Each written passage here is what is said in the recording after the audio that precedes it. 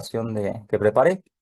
Voy a hablar un poco justo de las consecuencias de la tesis de doctorado, aunque particularmente esto no es de ella, sino pues más bien eh, algo extendido, ¿no? Entonces, bueno, aquí está la presentación. Tiene como título Perfumes mentales, estética ambiental y cognición olfativa extendida. Y pues bueno, aquí están veamos aquí. Ahí, ok, ahí están mis redes sociales. Mi correo electrónico, el TikTok, el canal de TikTok y también el X, ¿no? Lo que antes era Twitter. Muy bien, vale, pues voy a comenzar primeramente con el plan de mi charla. Voy a indicar primero algunas nociones preliminares sobre precisamente qué tipo de marco teórico estoy considerando para presentar, para concluir lo que pretendo concluir. Y este marco teórico se va a consolidar de primero una propuesta de la doctora Chiara Brozzo sobre apreciación natural y perfumes que publicó hace un año en un capítulo de un libro. También tenemos pues parte de las consecuencias teóricas de la teoría de la mente extendida. Particularmente aquí voy a retomar ciertas ideas de Andy Clark, de Richard Menary y de Sean Gallagher, que se dedican precisamente a un poco lo que nos dialogaba el doctor Adrián. Y por último voy a retomar algunas cuestiones muy centrales de la teoría pragmática de la representación geométrica del doctor Axel Barceló, investigador del Instituto de Investigaciones Jurídicas. Esto va a componer mi marco teórico y después voy a pasar a esbozar un poco lo que llamo otos olfativos, ¿sí? Espero que el nombre quede claro en esa parte. Voy a hablar después de lo que considero una extensión o ciertos casos de extensión olfativa perfumística. Y por último, pues algunas vetas sobre la relación entre estética y cognición, particularmente olfativas. Entonces, voy a comenzar primero con Chiara Brozzo. Aquí está presentando parte de su propuesta sobre diseño y estética. Y particularmente lo que me interesa de ella es justamente la propuesta sobre que ella sostiene que la apreciación de la naturaleza y la apreciación estética de ciertos objetos pueden interactuar. Particularmente, ella arguye que hay interacciones bastante claras entre la apreciación estética de la naturaleza mediante con vínculos de de la apreciación estética de los perfumes. Y particularmente esos vínculos ella los elabora en tres sentidos. En primer lugar, los elabora en sentido de incorporación. Después, los elabora en sentido eh, de lo que llama ella, justo aquí no veo, se desapareció la pantalla. Presuposición, que espero que quede claro ahorita. Y el último caso de vínculo entre la apreciación de los perfumes y la apreciación natural es la información narrativa, que me la voy a saltar por fines de tiempo. Entonces voy a comenzar a explicar primero los otros dos. Entonces, ella menciona, por ejemplo, ciertos perfumes, ¿no? Para los que no lo sepan, hay ciertos perfumes que incorporan, pues, lo que se conoce en perfumería como el absoluto, que es el tipo de extracción de sustancia que se extrae a partir de cierto tipo de mecanismos, directamente de flores o de frutas, que es un poco más difícil, pero particularmente de flores. Entonces, tenemos aquí el ejemplo de Serge Lutens à la Nuit, que es un perfume bastante famoso porque incorpora absoluto de jazmín.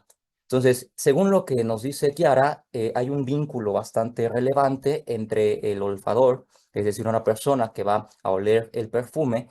Ella nos indica, ¿no? Arguye que cuando el olfador tiene algún acceso epistémico, ¿no? Sensorial, olfativo al perfume, es capaz de precisamente vincular esta apreciación estética del perfume con la apreciación estética de aquel elemento natural que pues yo llamo representa el perfume, que en este caso particularmente lo ejemplifica en términos de que lo incorpora. El segundo caso es el caso de la presuposición. Tenemos aquí a Naema, un perfume bastante famoso de Guerlain. Naema es muy interesante porque se ha considerado en la historia de la perfumería como uno de los perfumes más importantes de rosas. Muchas personas, muchos críticos lo llaman precisamente como la mayor rosa posible en la perfumería y es todavía más interesante que no incorpora absoluto de rosa.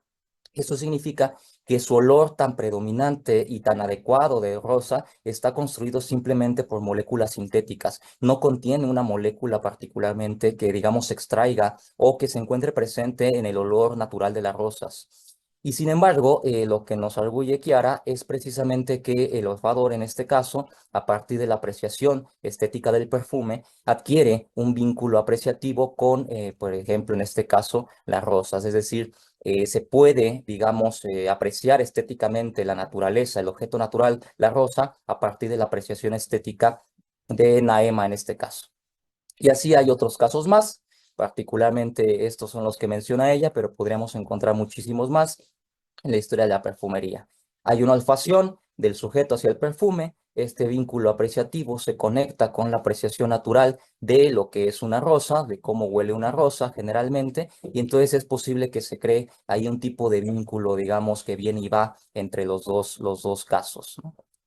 Luego, tenemos cuestiones de filosofía de la mente, ¿no? Un poco de lo que ya nos habló el doctor Adrián. Tenemos aquí a Andy Clark, a Richard Menary en medio y a Sean Gallagher. Estos tres autores trabajan cuestiones de filosofía de la mente, particularmente la teoría de la mente extendida, y pues su debate es bastante amplio, se critican entre ellos, etcétera. Los tres, digamos, que configuran lo que en la historia de la teoría de la mente extendida, pues se suele llamar la primera Andy Clark, la segunda Richard Menary y la tercera Sean Gallagher, las terceras, primera, segunda y tercera olas de la teoría de la mente extendida. Y de ellos voy a rescatar algo muy particular, un poco lo que decía el doctor Adrián. La teoría de la mente extendida está pensando que el cerebro, eh, ese, ese, ese no este cerebro, es bastante interesante el sentido de que en la historia de la filosofía de la mente se ha entendido que los estados mentales y los procesos cognitivos, digamos que se llevan a cabo dentro del propio cerebro mismo. Es decir, la visión, mi tristeza, mis emociones, simplemente son procesos que se llevan a cabo dentro de mi propio cerebro. Y sin embargo, la teoría de la mente extendida está argumentando que el cerebro pues se encuentra involucrado en un mundo y por eso se le suele añadir al paradigma de la quadrant recognition, en donde particularmente creemos que los procesos cognitivos, pues digamos, tienen un papel sustancial los objetos del mundo, los otros agentes sociales, las instituciones e incluso cuestiones ambientales, ¿no? Climáticas, uno podría decir de manera incluso más específica. Entonces, la teoría de la mente extendida está entendiendo justamente que los procesos cognitivos del cerebro, o al menos gran parte de ellos, pues se encuentran incrustados, ¿no? Se encuentran en un mundo y particularmente que se extienden fuera de los elementos craneales. Esto de la extensión espero que quede claro en un poco después. El tercer elemento conceptual que tomo es del doctor Axel Barceló, en donde pues él elabora una teoría sobre la representación en diagramas matemáticos y particularmente él menciona en uno de sus textos un uso representativo de un objeto P representa visualmente un objeto X si en condiciones normales, y por eso es importante e interesante la teoría, la audiencia del acto representativo es capaz de deducir que P representa X, ¿no? Basándose en cómo se ve P, en la suposición racional de que se utilizó con un propósito representativo y en otras creencias de fondo comunes sobre cómo se ven los objetos representados, sobre las convenciones de los medios empleados. Y esta noción particularmente que propone el doctor Barceló sobre precisamente cómo es que funciona la representación en objetos representacionales, particularmente visuales, la refina en términos de explicar la depiction o lo que se conoce como la representación pictórica.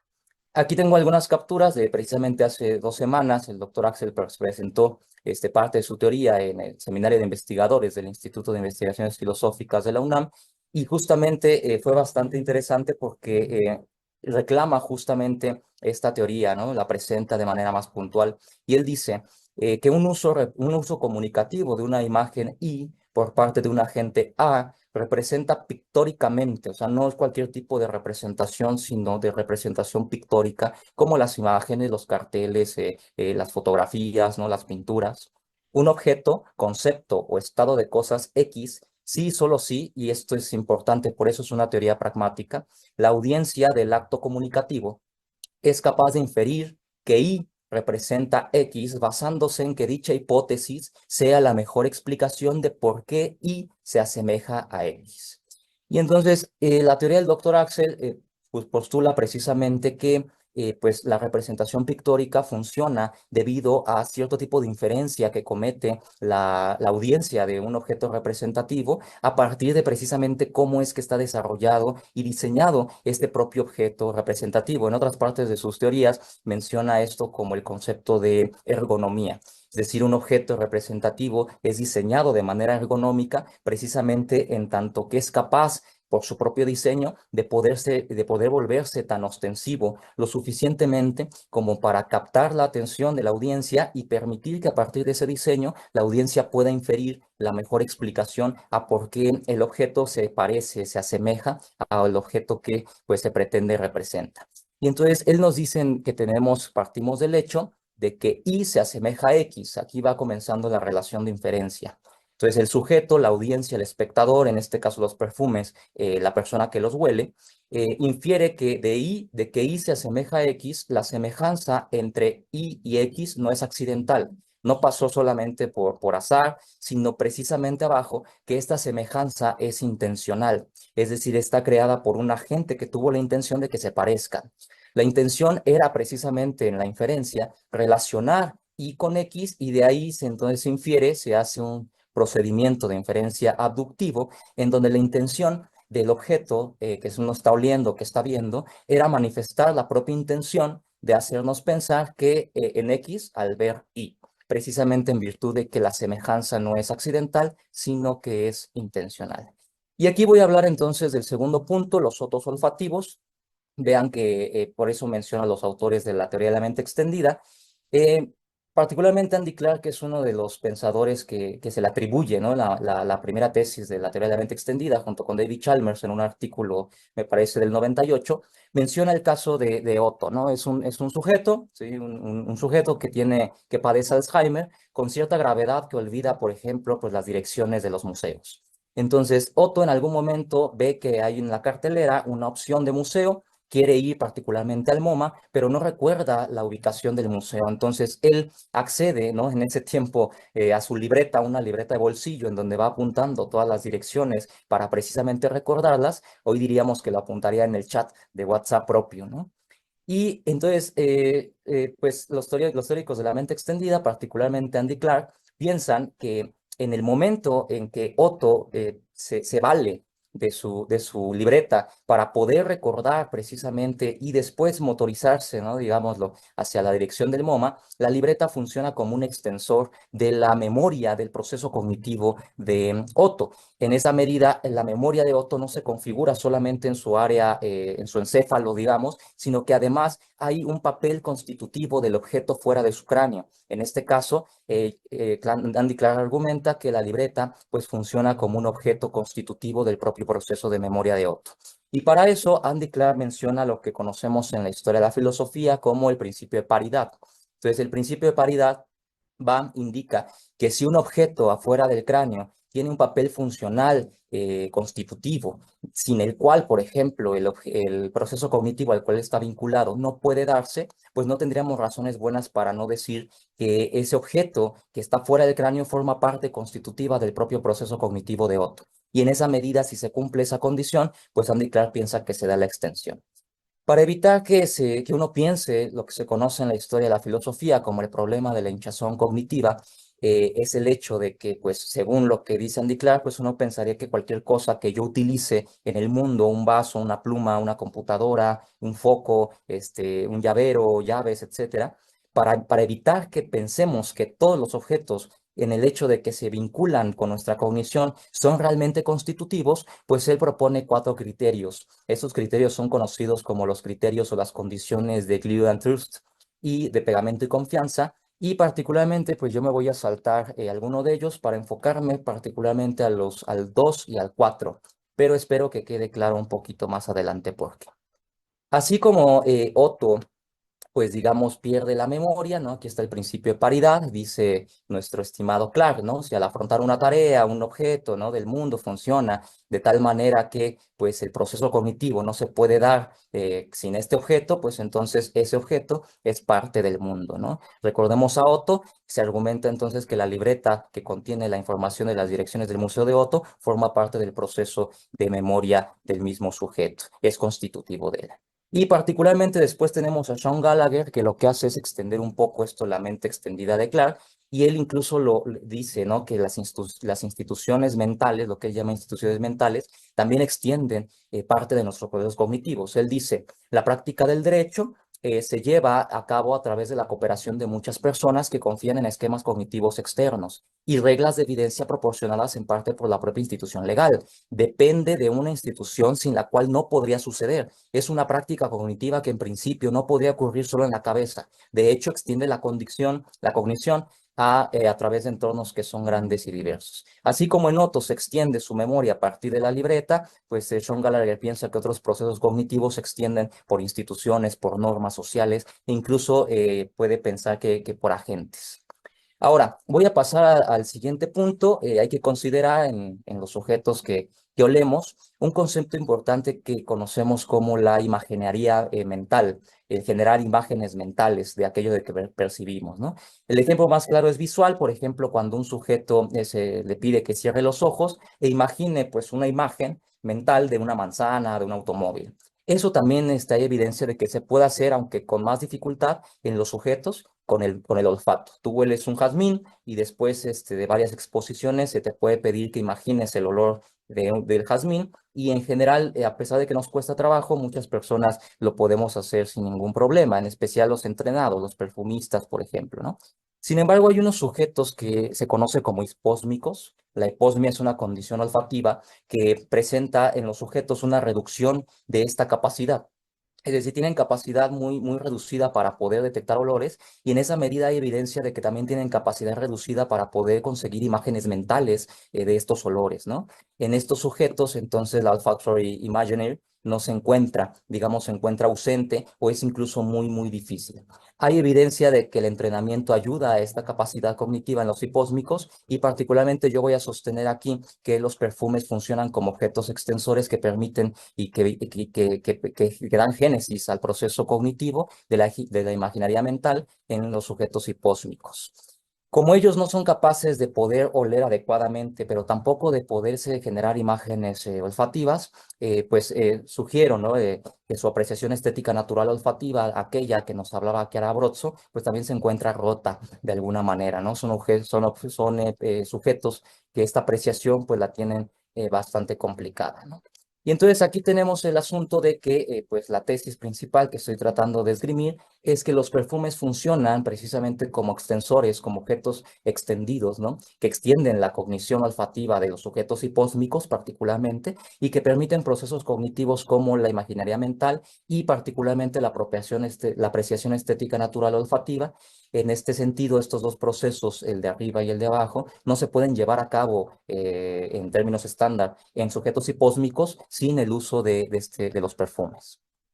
Entonces, recordemos un poco las cuestiones de Chiara, las cuestiones precisamente de los criterios de club de pegamento y confianza de Andy Clark, y particularmente vamos un poquito con la cuestión de la tesis central que estoy planeando.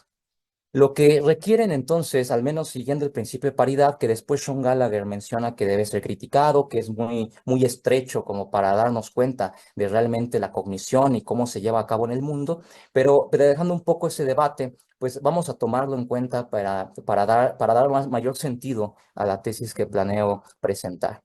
Entonces, en los sujetos hipósmicos, recordemos que hay una reducción de la imaginaria mental, pero también de la cognición olfativa en el mundo cotidiano.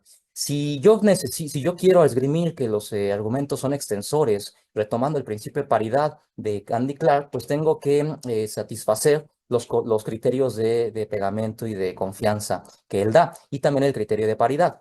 Entonces, recordemos que me iba a enfocar con estos dos. El primero, el segundo dice que cualquier información recuperada de recurso, por ejemplo, la información de la libreta de Otto, ¿no? Se apruebe de manera más o menos automática y en general no se requiere escudriñarla. Se piensa que el objeto de Otto es extensor de su memoria porque cuando ve la libreta y ve la información en ella, pues no se pone a pensar que a lo mejor es algo falso, simplemente que la toma y la toma para su proceso de manera automática, por así decirlo. Y esto se da precisamente por el cuarto criterio, porque la información en la libreta de Otto está respaldada por él en algún momento de la historia causal del proceso. Él la escribió de manera consciente, la dirección estaba bien, la verificó y etcétera. Entonces, voy a pasar con justamente la tesis. Tenemos aquí al sujeto hipósmico, donde decía yo que la apreciación estética natural se encuentra rota, y entonces aquí entra nuestro papel importante, que es el sujeto, el elemento, ¿no? Oloroso que tanto nos gusta a los perfume adictos. Lo que estoy tratando de sostener es que el sujeto hipósmico se relaciona olfativamente, ¿no? Huele el perfume, y entonces aquí entre los dos hay un sistema de acoplamiento. Es decir, hay un sistema de acoplamiento cognitivo en el que el perfume funciona como un extensor de la cognición olfativa del hipósmico, dado que hay evidencia de que sí son capaces de poder oler el perfume, en virtud de que el olor del perfume es mucho más intenso, mucho más predominante que, por ejemplo, aquel objeto que representa. Las rosas en el perfume huelen mucho más a rosa que las rosas mismas reales. Y entonces, si se da esta extensión, entonces se da en virtud de que el perfume se relaciona de una manera particular, y eso es la tesis de doctorado que intento presentar, mi teoría de la representación perfumística, en donde sostengo que el perfume adquiere una relación de depiction, una relación depictiva, de representación pictórica, con precisamente el objeto que suele representar. Una rosa, puede ser jazmín, puede ser una fruta. Y que además el sujeto hipósmico, dadas las virtudes de diseño del perfume, pues precisamente lo que hace es abducir precisamente que este diseño no es accidental, sino que es intencional, y que en ese sentido, pues la mejor explicación de por qué el perfume que está oliendo se parece al objeto que representa, según mi teoría, pues la mejor explicación es que fue diseñado para dar esa semejanza. Y entonces aquí sostengo que en este caso, dada la teoría de Chiara Abruzzo, pues se rompe precisamente esta dificultad de poder apreciar estéticamente a la rosa, en este caso, al jazmín, al mar, etcétera, a partir de la representación por el perfume. Esta propuesta que planeo desarrollar a futuro, ¿no? Me parece que si se sigue tiene tres ventajas importantes. La primera es que rescata otro valor cognitivo de los perfumes, más allá precisamente de su estética, más allá de su importancia estética, de su placer. Los perfumes tienen valores cognitivos importantes que no han sido muy rescatados en la historia de la filosofía, y que además de eso tienen una ventaja sustancial, y es que resalta las capacidades terapéuticas del perfume. Decía yo que en los hipósmicos hay evidencia sustancial de que el constante entrenamiento les puede ayudar precisamente a estas facultades cognitivas. Ese entrenamiento es muy difícil de darse, por ejemplo, oliendo rosas, porque las rosas reales cambian, se mojan, es difícil encontrar rosas, un olor de rosa como predominante, pero precisamente el diseño del perfume sí lo permite. Y por último, la ventaja de que en la historia de la filosofía, esta propuesta teórica que estoy vinculando, que estoy tratando de esgrimir, expande los alcances de la teoría de la mente extendida. Esto es porque los teóricos de la mente extendida, al menos en mi conocimiento, espero que si hay me lo puedan decir, no han pensado sobre la extensión de los procesos cognitivos olfativos, particularmente con el diseño de los perfumes. Entonces, repito mis redes sociales, ¿no? Ahí está, por eso llamé perfumes mentales a la charla, estética ambiental y cognición olfativa extendida. Pues les agradezco muchísimo su atención. Muchísimas gracias también.